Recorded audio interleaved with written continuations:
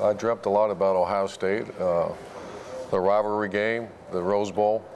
It seems like every year in the 70s when I was at that age where everybody's watching it. The parade, the game, and then watching Archie Griffin score touchdowns in the Rose Bowl.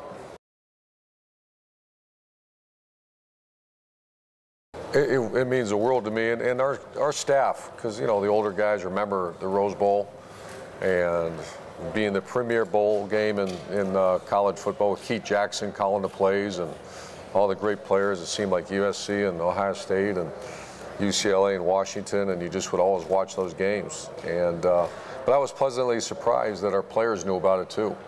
I was really thinking we're going to have to motivate them, and, you know, maybe guys would sit out, maybe this, maybe that. They'd all be out. But the minute we were in the Rose Bowl, I mean, there was disappointment that we weren't in the playoff, but it quickly shifted to respect to the Rose Bowl. Boy, it's a credit to his mom and dad now. I mean, because the average person, I'm not sure they could handle it the way he's handled it. And you could say, well, he's awful mature.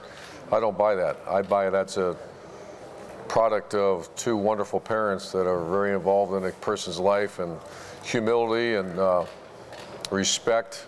You know, his respect for his teammates, the humility he has that realize that God gave him great tools and he's worked real hard. So I credit his mother and father with the way he's handled it.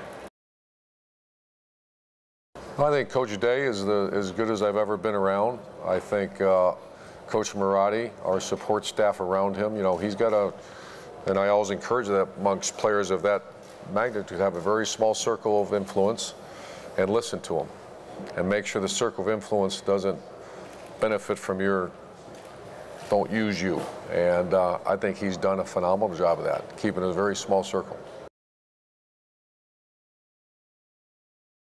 And has added so many different, I've learned so much football from Coach Day in the last year and a half, how he's enhanced it.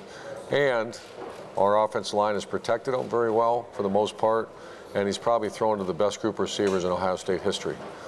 And so when I talk about the humility that Dwayne has, he understands that more than anyone. And so it does surprise me, but the cast he had to work with, the coach he had to work with, and then obviously it's him. He's really refined his skill set. Well, it means I'm 54 years old and I'm going to teach a class and I'm going to be around Ohio State. I'm going to do other things, and my passion is a student athlete, and I can't, other than hoisting trophies, the next best thing is watching a young person come up to me and say that Goldman Sachs just hired me, or that I got a job opportunity at this Brady Taylor, who was never a starter here, tell me that he's got 3 job offers waiting for him because of the internship program we put together. So that's only going to be enhanced.